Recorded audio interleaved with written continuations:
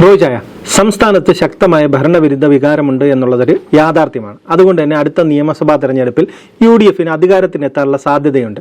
ഈ സമയത്ത് സംഘടനാ പ്രവർത്തനങ്ങളിൽ ശ്രദ്ധ കേന്ദ്രീകരിക്കാതെ കോൺഗ്രസ് അടുത്ത മുഖ്യമന്ത്രി ആര് എന്നുള്ളൊരു തർക്കത്തിലേക്ക് പോകുന്നത് ശരിയായ കാര്യമാണ്. ഇത് കോൺഗ്രസിന്റെ എല്ലാ കാലത്തും ഒരു ശാപമാണ്.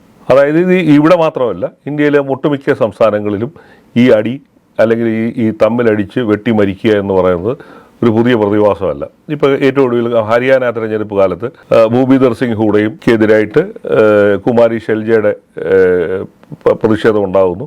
അവർ തമ്മിലുള്ള പാലം വലിക്കയുടെ ഭാഗമായിട്ട് ഭരണം കിട്ടുമായിരുന്ന ഒരു സാധ്യത തന്നെ ഇല്ലാതായി. വീണ്ടും കോൺഗ്രസ് 15ാമത്തെ വർഷം പ്രതിപക്ഷത്തിരിക്കേണ്ട ഗതികേടിലാണ്. ഇവിടുത്തെ സ്ഥിതിയോ, കഴിഞ്ഞ തവണ അധികാരം കിട്ടേണ്ടതായിരുന്നു. അന്നും ഇതേപോലുള്ള കുത്തിത്തിരിപ്പും കയ്യിലിരിപ്പ് സംഘടന ദുർബലമായ സംഘടനയും കൊണ്ട് തെരഞ്ഞെടുപ്പിൽ പോയപ്പോൾ ഉണ്ടായ ദുരന്തമാണ് 2021 സംഭവിച്ചത്. 2026 ആകുമ്പോഴത്തേക്കും ഇപ്പോൾ ശ്രീജിത്ത് പറഞ്ഞ പോലെ ഒരു ഭരണവിരുദ്ധ വികാരം വളരെ ശക്തമായി ഉണ്ട്. പലവിധ കാരണങ്ങളാൽ അഴിമതിയിലും ഭരണ പ്രശ്നങ്ങൾ കൊണ്ടൊക്കെ തന്നെ വട്ടം കറങ്ങി നിൽക്കുന്ന ഒരവസ്ഥയാണ് സംസ്ഥാനത്തുള്ളത്. പക്ഷേ അപ്പോഴാണ് ഈ പുതിയ സംഭവ വികാസങ്ങളുമായിട്ട് കോൺഗ്രസിനകത്ത് ഉണ്ടായിരിക്കുന്നത്. മുഖ്യമന്ത്രി ആരാവണം? 1.5 വർഷം കഴിഞ്ഞ് നടക്കാനിരിക്കുന്ന തെരഞ്ഞെടുപ്പിനെ കുറിച്ച് ഇപ്പോഴേ മുഖ്യമന്ത്രി ആരാകണം കുപ്പായം തയ്പ്പിച്ച് കുറേ പേര് ഇറങ്ങിയിരിക്കുന്നു എന്നുള്ളതാണ് ഈ പ്രശ്നം. അപ്പോൾ ഇതാണ് ഇവർക്ക് നഷ്ടപ്പെട്ട അധികാരം തിരിച്ചു പിടിക്കണമെന്നോ ജനങ്ങളുടെ പ്രീതി സമ്പാദിക്കണമെന്നോ അല്ല ഇവരുടെ ഇഷ്യൂ. ഇവർക്ക് ഈ അധികാരമോഹമാണ് അടിസ്ഥാന പ്രശ്നം. അല്ല, ജനങ്ങളുടെ പ്രശ്നങ്ങൾ ഉയർത്തിക്കൊണ്ടുവന്ന് സംഘടനയെ ശക്തിപ്പെടുത്തി ഒരു പുതിയ ഭരണം ഉണ്ടാക്കുക എന്നുള്ളതിനെക്കുറിച്ചല്ല ഇവരുടെയൊക്കെ ചിന്ത. കുറേ കടൽക്കരവന്മാരായ ആൾക്കാർ ഈ പാർട്ടിക്കകത്ത് ഇരുന്നുകൊണ്ട് തന്നെ ഇങ്ങനെ ജനങ്ങളെ വെറുപ്പിക്കുന്ന തരത്തിൽ എങ്ങനെയെങ്കിലും പ്രതിപക്ഷത്തിരിക്കുന്ന ഒരു പാർട്ടി അധികാരത്തിലേക്ക് വരുന്നതിനെക്കുറിച്ച് ആലോചിക്കേണ്ടതിന് പകരം ഈ ആരാകണം മുഖ്യമന്ത്രി, എങ്ങോ കിടക്കുന്ന ഒരു ഭരണമാറ്റത്തെക്കുറിച്ച് ആലോചിച്ചാണ് ഇപ്പോഴേ ഈ കത്തിക്കുത്ത് നടത്തുന്നത്. അപ്പോൾ അത് ഒരിക്കലും ജനങ്ങൾ സഹിക്കുമെന്ന് തോന്നുന്നില്ല. അങ്ങനെ വന്നു കഴിഞ്ഞാൽ വീണ്ടും സുഖമായി അടുത്ത 5 വർഷം കൂടെ ഈ പ്രതിപക്ഷ ബെഞ്ചിൽ ഇരിക്കാം. ഇപ്പം 41 പേരുടെയോ 42 പേരുടെയോ പിന്തുണ മാത്രമേ നിയമസഭയിലുള്ളൂ. അത് ചിലപ്പോൾ 4 വരെ മാറാൻ സാധ്യതയുണ്ട്. ഇതാണ് അവസ്ഥയെങ്കിൽ നമ്മളിപ്പോൾ നോക്കുകയാണെങ്കിൽ ഇപ്പോൾ രമേശ് ചെന്നിത്തല തന്നെ അവകാശപ്പെടുന്നുണ്ട് അയാൾക്ക് ഒരുപാട് സമുദായ സംഘടനകളുടെ പിന്തുണയുണ്ടെന്ന്. കാരണം അത് പറയാൻ കാരണമെന്ന് പറയുന്നത് NSS പരിപാടിക്ക് ക്ഷണിക്കുന്നു, SNDP രമേശ് ചെന്നിത്തലയെ പരസ്യമായി പിന്തുണച്ച് പറയുന്നു. ഇതൊക്കെ ഒരു ഗുണം ചെയ്യൂ, കോൺഗ്രസിന് ഗുണം ചെയ്യുന്ന കാര്യങ്ങളാണോ? അല്ല, സമുദായങ്ങൾ പിന്തുണ പ്രഖ്യാപിക്കുന്നു എന്നതുകൊണ്ട് കേരളത്തിൽ ആരും മുഖ്യമന്ത്രിയോ ഭരണത്തിൽ വന്ന ചരിത്രമൊന്നുമില്ല. സമുദായങ്ങൾ അവരുടെ താല്പര്യങ്ങൾക്ക് വേണ്ടിയും അവർക്ക് പറയാനുള്ള ഒരു അവകാശമുണ്ട്. വോട്ടവകാശമുള്ള ജനങ്ങളെ പ്രതികരിക്കുന്ന സംഘടന എന്നുള്ളതിൽ അവർക്ക് പറയാം. അപ്പോൾ സംഘടന പറഞ്ഞുകൊണ്ട് ആരും വോട്ട് ചെയ്യണമെന്ന് നിർബന്ധമൊന്നുമില്ല. അങ്ങനെ സംഭവിക്കാറേയില്ല. അതൊക്കെ ഒരു പഴയ കാലത്ത് സംഭവിച്ചുകൊണ്ടിരുന്നത്. ഇപ്പോൾ അങ്ങനെയൊന്നും ഒട്ടും നടക്കത്തില്ല. ജനങ്ങൾക്കെല്ലാം അവരവരുടെ രാഷ്ട്രീയ നിലപാടുകളുണ്ട്. അത് ബുദ്ധിപരമായി ഉപയോഗിക്കാനുള്ള കഴിവുള്ള ഒരു ജനസമൂഹമാണ് ഏത് സമുദായത്തിൽപ്പെട്ടവരായാലും. അപ്പോൾ അങ്ങനെ ആരുടെ അട്ടിപ്പകർവകാശം സമുദായത്തിൻ്റെ പേരിൽ ആർക്കും പിന്തുണ വാഗ്ദാനം ചെയ്യാനോ ഒന്നും കഴിയത്തുമില്ല. അതൊക്കെ ഒരു അടഞ്ഞ അധ്യായമാണ്. പക്ഷേ പ്രശ്നം അതല്ലല്ലോ.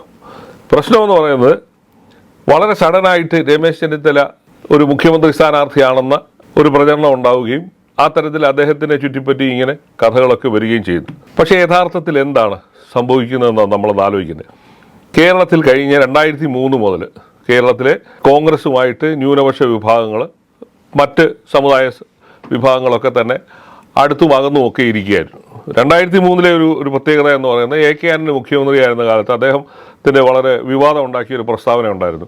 അതായത് കേരളത്തിലെ ന്യൂനപക്ഷങ്ങൾ അനർഹമായ പലതും നേടിയെടുക്കാൻ ശ്രമിക്കുന്നു എന്ന അധികാരമൊക്കെ ഉപയോഗിച്ച് അതുണ്ടാക്കിയ വലിയൊരു ചേരിതിരിവുണ്ടായിരുന്നു. പ്രത്യേകിച്ച് മുസ്ലിം സമുദായവും ക്രിസ്ത്യാനികളും കോൺഗ്രസുമായിട്ട് അകലാൻ ഇത് തന്നെ കാരണമായി. പിന്നീട് വന്ന തെരഞ്ഞെടുപ്പുകളിലെല്ലാം സംഭവിച്ചതാണ്. 2006 2011 കഷ്ടിച്ച് ഒരു 2 സീറ്റിൻ്റെ ഭൂരിപക്ഷത്തിലാണ് ഉമ്മൻചാണ്ടി അധികാരത്തിൽ വന്നത്. അത് തന്നെ പിണറായി വിജയൻ്റെ ഒരു ഔദാര്യം എന്ന് പറഞ്ഞാൽ മതി. പിന്നീട് വന്ന അതായത് ഒരു 20 വർഷത്തിലധികമായിട്ട് കോൺഗ്രസ് അധികാരത്തിന് പുറത്താണ്. ആ യാഥാർത്ഥ്യം കേരളത്തിലെ കോൺഗ്രസ്സുകാർ ഇപ്പോഴും അംഗീകരിക്കാൻ തയ്യാറില്ല. ഈ 5 വർഷത്തെ കഥയും പറഞ്ഞുകൊണ്ടാണ് ഇരിക്കുന്നത്. സത്യത്തിൽ 100 പേരുടെ ഭൂരിപക്ഷത്തിലാണ് 2001 AK ആന്റണി അധികാരത്തിൽ വന്നത്. അന്ന് 62ഓളം കോൺഗ്രസ് അംഗങ്ങളുണ്ടായിരുന്നു. അത് വന്ന് ഇപ്പോൾ 20-ലെത്തി നിൽക്കുക. അപ്പോൾ കോൺഗ്രസിൻ്റെ വളർച്ച പടവലങ്ങ പോലെ താഴോട്ടാണ്. കാര്യമായ പുരോഗതിയൊന്നും ഈ കഴിഞ്ഞ 20-22 വർഷത്തിനിടയിൽ കോൺഗ്രസ് എന്ന് പറയുന്ന സംഘടനയ്ക്ക് ഉണ്ടായിട്ടില്ല. അപ്പോൾ ഈ യാഥാർത്ഥ്യങ്ങൾ നിൽക്കുമ്പോഴാണ് മുഖ്യമന്ത്രി സ്ഥാനാർത്ഥിയുടെ 5 പേരുടെ പേരുകളൊക്കെയാണുള്ളത് അന്തരീക്ഷത്തിൽ ചാനലുകളും പത്രങ്ങളും ഒക്കെ പറഞ്ഞുകൊണ്ടിരിക്കുന്നത്. ഈ 5 പേരിൽ വളരെ സജീവമായി ഇപ്പോൾ മുന്നോട്ട് വന്നിരിക്കുന്ന രമേശ് ചെന്നിത്തല ബോധപൂർവമല്ല, രമേശ് ചെന്നിത്തലയ്ക്ക് അനുകൂലമായി ഇത്തരത്തിലൊരു സംസാരവും മാധ്യമങ്ങളിൽ അങ്ങനെ ഒരു ചർച്ചയും വരുന്നൊരു ഘട്ടമാണ്. അപ്പോഴാണ് ഈ NSS അദ്ദേഹത്തെ വിളിച്ചു എന്ന് പറയുന്ന ഒരു വാർത്തകൾ പുറത്തു അത് പ്രചരിക്കാൻ കാരണം എന്താണ്? ഡിസംബർ മാസത്തിൽ ചില പത്രങ്ങളിലൊക്കെ വാർത്ത വന്നു, BD സതീശനെ മാരാമൺ കൺവെൻഷനിലേക്ക് ക്ഷണിച്ചു എന്നുള്ളത്. ഏഷ്യയിലെ ഏറ്റവും വലിയ സുവിശേഷ കൺവെൻഷനാണ് മാരാമൺ കൺവെൻഷൻ. അവിടെ കേരളത്തിൻ്റെ പ്രതിപക്ഷ നേതാവിനെ ഒരു സെഷനിൽ സംസാരിക്കാൻ വിളിച്ചിരിക്കുന്നു എന്നുള്ള വാർത്ത വരുന്നത് സജീവമായ സമയത്താണ് രമേശ് ചെന്നിത്തലയെ NSS വിളിച്ചു എന്നുള്ള വാർത്ത വളരെ പെട്ടെന്ന് പൊങ്ങി വരുന്നത്. അത് അതിനു മുമ്പ് തന്നെ ഓൾറെഡി വാർത്ത വന്നതാണ്, പക്ഷേ അന്നൊന്നും ആരും ശ്രദ്ധിക്കപ്പെടാതിരിക്കും. പക്ഷേ ഈ വാർത്ത വളരെ പൊടുന്നനെ കയറി വരുന്നു. രമേശ് ചെന്നിത്തല NSS വീണ്ടും ആയിട്ട് അടുക്കുന്നു, മുഖ്യമന്ത്രിയെ പദവിയിലേക്കുള്ള കാൽവയ്പ്പാണ് എന്ന് പറയുന്നു. സ്വസിദ്ധമായ രീതിയിൽ കോൺഗ്രസിനോട് എല്ലാ കാലത്തും കലഹിച്ചു നിൽക്കുന്ന SNDP യോഗത്തെ ജനറൽ സെക്രട്ടറി വെള്ളാപ്പള്ളി നടേശൻ പറയുന്നു, എന്തുകൊണ്ട് മുഖ്യമന്ത്രിയാവാൻ യോഗ്യൻ, പരമയോഗ്യൻ അതൊക്കെ പറയുന്നു. അപ്പോൾ സതീശനെ കുറച്ച് വിമർശനം അതിങ്ങനെ അന്തരീക്ഷത്തിൽ നിൽക്കുകയാണ്. അതുകൊണ്ടാണ് ഈ മുഖ്യമന്ത്രിയെ പദത്തെ ചൊല്ലിയുള്ള തർക്കം ഉണ്ടാകുന്നു എന്നൊരു ചർച്ചകളൊക്കെ ഉടലെടുത്ത് വന്നത്. യഥാർത്ഥത്തിൽ അങ്ങനെ അല്ലല്ലോ. കേരളത്തിൽ കോൺഗ്രസിനെ സംബന്ധിച്ചിടത്തോളം ഒരു സമുദായ സംഘടനയൊന്നും ഇപ്പോൾ, പ്രത്യേകിച്ച് ഒരു 10 വർഷം മുമ്പ് ദുർബലമായിരുന്ന ഹൈക്കമാൻഡ് ആണെങ്കിൽ ഇപ്പോൾ ദുർബലമല്ലാത്ത വളരെ ശക്തമായ ഒരു ഹൈക്കമാൻഡാണ് കോൺഗ്രസിനുള്ളത്. അപ്പോൾ അവിടെ ഈ തരത്തിലൊരു നീക്കം ഉണ്ടാവുകയോ ഇല്ലയോ എന്നുള്ളത് കണ്ടറിയണം. കോൺഗ്രസിൻ്റെ ഒരു പതിവ് അനുസരിച്ച് എക്സിസ്റ്റിംഗ് പ്രതിപക്ഷ നേതാവാണ് ഭരണം കിട്ടുവാണെങ്കിൽ മുഖ്യമന്ത്രി സ്ഥാനത്തേക്ക് പലപ്പോഴും പരിഗണിക്കപ്പെടുന്നത്. അപ്പോൾ അത് അങ്ങനെ നോക്കുമ്പോൾ സതീശനാണ് സാധ്യത എന്ന് നമുക്ക് കണക്കാക്കാൻ പറ്റും.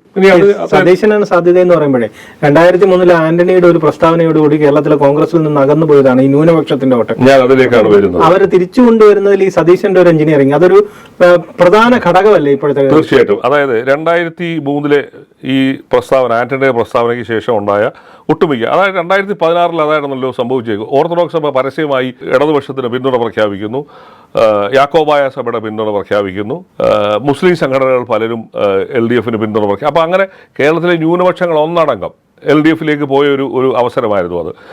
അതിന് കാരണം ഈ ആന്റണിയുടെ പ്രസ്താവന തന്നെയായിരുന്നു. അതിനകത്ത് ഇനി എന്ത് തർക്കം പറഞ്ഞാലും ആന്റണി ഉണ്ടാക്കി വെച്ച തുറന്നുവിട്ട ഭൂതമാണ് കോൺഗ്രസ്സുകാരുടെ അന്തകരായി മാറിയത്. അതിനകത്തുനിന്ന് ഒരു തിരിച്ചുവരവിൻ്റെ ഒരു സാധ്യത ഈ സതീശൻ പ്രതിപക്ഷ നേതാവായി എമർജ് ചെയ്തതിന് ശേഷമാണ്. ഈ 2-2.5 വർഷത്തിനിടയിലാണ് കേരളത്തിലെ ന്യൂനപക്ഷങ്ങളിലേക്ക് കോൺഗ്രസിൻ്റെ ഒരു നേതാവിന് ഒരു സ്വീകാര്യത ലഭിച്ചു എന്ന് തോന്നലുണ്ടാക്കിയിരിക്കുന്നത്. പ്രത്യേകിച്ച് ഉമ്മൻചാണ്ടിയൊക്കെ പോയതിനു ശേഷം, ഉമ്മൻചാണ്ടിക്ക് കേരളത്തിലെ ക്രിസ്ത്യൻ സഭകളുടെ ഇടയ്ക്ക് ഒരു സ്വാധീനം ഉണ്ടായിരുന്നു. പക്ഷേ അതുപോലും ഈ പ്രശ്നങ്ങളുടെ പേരിൽ പലവിധ കാരണങ്ങളാൽ പല ക്രൈസ്തവ സഭകളും കോൺഗ്രസുമായിട്ടും ഉമ്മൻചാണ്ടിയുമായിട്ടൊക്കെ തന്നെ അകന്നു നിൽക്കുകയാണ്. അത് നമ്മുടെ മുമ്പിൽ 100 ഉദാഹരണങ്ങളുണ്ട്. പക്ഷേ അതിനൊരു മാറ്റം വന്നത് ഈ 2021 സതീശൻ്റെ എമർജൻസിന് ശേഷമാണ്. അതിനൊരു മാറ്റം വന്ന് പ്രകടമായ മാറ്റം കണ്ടു തുടങ്ങി. ക്രൈസ്തവ സഭകളുടെ മീറ്റിങ്ങുകൾക്ക് സതീശനെ കൺവെൻഷനുകൾക്ക് വിളിക്കുന്നു. അത് കേരളത്തിലുടനീളം, ഇവിടെ തിരുവനന്തപുരം മുതൽ കാസർഗോഡ് വരെയുള്ള ക്രൈസ്തവ സഭകളുടെ സ്ഥാപനങ്ങളുടെയും അവരുടെ പള്ളികളുടെയും ഒക്കെ യോഗങ്ങൾക്കുമൊക്കെ സതീശനെ ഒരു മുഖ്യ അതിഥിയായി വിളിക്കുന്ന ഒരു പ്രവണത 2023 മുതൽ നമ്മൾ കണ്ടു തുടങ്ങിയാണ്. അതൊരു പോസിറ്റീവ് സൈനായിട്ടാണ് കോൺഗ്രസ് കണ്ടിരിക്കുന്നത്. എന്ന് വെച്ചാൽ അവരുടെ മേൽ വാതിൽ കൊട്ടിയടച്ചിരുന്ന, നമ്മുടെ മുമ്പിലുണ്ട് 2014 ഒരു 15 ഒരു മീറ്റിങ്ങിനകത്തു നിന്ന് ഓർത്തഡോക്സ് സഭയുടെ ബിഷപ്പുമാരിയ്ക്കുന്നിടത്തു നിന്നാണ് തിരുവഞ്ചൂർ രാധാകൃഷ്ണനെയും 1-2 മന്ത്രിമാരെ അവർ ഇറക്കി വിട്ടത്. അപ്പോൾ ആ ഒരു അവസ്ഥയ്ക്കകത്തു നിന്ന് ഈ സതീശൻ ഇത്തരത്തിൽ കേരളത്തിലെ ന്യൂനപക്ഷങ്ങളുമായി അടുക്കാനുള്ള ഒരു സോഷ്യൽ എഞ്ചിനീയറിംഗ് നടത്തിയത്, അതിൻ്റെ വലിയൊരു ഗുണഫലമാണ് UDFന് ഉണ്ടായിട്ടുണ്ട്. ഈ കഴിഞ്ഞ തെരഞ്ഞെടുപ്പിലായാലും ഒക്കെ ഉണ്ടായിട്ടുണ്ട്. അത് സതീശൻ്റെ നിലപാടിനെ പരസ്യമായി കുഞ്ഞാലിക്കുട്ടി UDF യോഗത്തിൽ അഭിനന്ദിക്കുകയൊക്കെ ചെയ്ത വാർത്തകളൊക്കെ പുറത്തു വന്നിരുന്നതാണ്. അപ്പോൾ ഈ സംഭവങ്ങൾ തെളിയിക്കുന്നത് സതീശൻ കൊണ്ടുവന്നിരുന്ന സോഷ്യൽ എഞ്ചിനീയറിംഗ്, അത് സോഷ്യൽ നെറ്റ്വർക്കിംഗ്, അത് കോൺഗ്രസിന് വലിയ തോതിൽ, കോൺഗ്രസിനും UDFനും അത് ഗുണകരമായ ഒരു ഘട്ടത്തിലേക്ക് എത്തി നിൽക്കുകയാണ് ഇപ്പോൾ. അപ്പോൾ ആ സാധ്യതയാണ് ബുദ്ധിമാനായ രാഷ്ട്രീയക്കാരെന്നുള്ളതിൽ രമേശ് ചെന്നിത്തല ചൂഷണം ചെയ്യാനായിട്ട് ശ്രമിക്കുന്നത്. അതൊരു രമേശ് ചെന്നിത്തലയുടെ കഴിവാണെന്ന് പറഞ്ഞാൽ, രമേശ് ചെന്നിത്തല കൂടുതൽ യോഗങ്ങളിൽ ന്യൂനപക്ഷങ്ങളുടെയും ഭൂരിപക്ഷത്തിൻ്റെയും പോകുന്നുണ്ടെങ്കിൽ അതിൻ്റെ ഗുണം കോൺഗ്രസിന് തന്നെ ഉണ്ടാവും. പക്ഷേ യഥാർത്ഥത്തിൽ ഈ ഫാക്ട് ഇവിടെ നമ്മുടെ മുമ്പിൽ നിൽക്കുകയാണ്. അതായത് സതീശനാണ് ഈ കഴിഞ്ഞ 2 വർഷം കൊണ്ട് 100-150 ക്രിസ്ത്യൻ മുസ്ലിം സംഘടനകളുടെ മീറ്റിങ്ങുകളിൽ പങ്കെടുക്കുകയും അവരുമായി, സമുദായ നേതാക്കളുമായി വലിയ തോതിലുള്ള ഒരു അടുപ്പം സൃഷ്ടിക്കുകയൊക്കെ ചെയ്തതിൻ്റെ ഗുണമാണ് ഇന്ന് കോൺഗ്രസിനുണ്ട്. അതില്ല എന്ന് പറയാൻ പറ്റത്തില്ല. അതുകൊണ്ട് തന്നെയാണ് മാരാമൺ കൺവെൻഷൻ പോലുള്ളിടത്ത് അദ്ദേഹത്തെ വിളിക്കുന്നത്. എല്ലാ സഭകളുടെയും പൊതുയോഗങ്ങൾക്ക് അല്ലെങ്കിൽ അവരുടെ പെരുന്നാളുകൾക്ക്, അവരുടെ കൺവെൻഷനുകൾക്ക് ഒക്കെ അദ്ദേഹത്തെ വിളിക്കുന്നത്. അതുപോലെ തന്നെ സമസ്തയുടെയും മറ്റ് സംഘടനകളുടെയും ഒക്കെ യോഗങ്ങൾക്ക് സതീശന് ഇപ്പോൾ അംഗീകാരം ലഭിക്കുന്നു എന്നുള്ള ചെറിയ കാര്യമില്ല. അത് കോൺഗ്രസിന് ലഭിക്കുന്ന അംഗീകാരം, സതീശൻ എന്ന് പറയുന്ന വ്യക്തിക്ക് മാത്രമല്ല, അത് കോൺഗ്രസിനൂടെ ലഭിക്കുന്ന, UDF-നൂടെ ലഭിക്കുന്ന അംഗീകാരമാണ്. പക്ഷേ അതിന് വഴി വെട്ടിയത് പ്രതിപക്ഷ നേതാവ് എന്നുള്ള നിലയിൽ വി ഡി സതീശനാണെന്നുള്ള കാര്യത്തിൽ ആർക്കും തർക്കവുമില്ല. ഇപ്പം ഒരളവോളം അത് രമേശ് ചെന്നിത്തലയും അംഗീകരിക്കുന്നുണ്ട്. എന്ന് വെച്ചാൽ കോൺഗ്രസിനാണ് അംഗീകാരം കിട്ടുന്നു എന്നുള്ളത് മട്ടിൽ ഉണ്ട്. പക്ഷേ ഇതിനു വേണ്ടി അടികൂടി പരസ്യമായി നേരത്തെ തന്നെ പുറത്തിറങ്ങി ഇവർ 2 പേരോ 3 പേരോ ഇത്തരത്തിൽ അടികൂടിയാൽ വീണ്ടും പ്രതിപക്ഷത്തിരുന്ന് അല്ലെങ്കിൽ മരുഭൂമിയിലിരുന്ന് മണ്ണ് തിന്നാനേ ഇവർക്ക് യോഗം ഉണ്ടാവുകയുള്ളൂ എന്നുള്ളത് ഒരു ഫാക്റ്റാണ്. അത് നിഷേധിച്ചിട്ട് കാര്യമില്ല. തമ്മിൽ തല്ലിയാൽ നിങ്ങൾക്ക് തന്നെ വീണ്ടും അധികാരം നഷ്ടപ്പെടും. പിണറായി വിജയൻ 3ാമതും അധികാരത്തിൽ വരുന്ന സ്ഥിതി ഉണ്ടാവും. ആ യാഥാർത്ഥ്യം തിരിച്ചറിഞ്ഞാൽ അവർക്ക് കൊള്ളാം.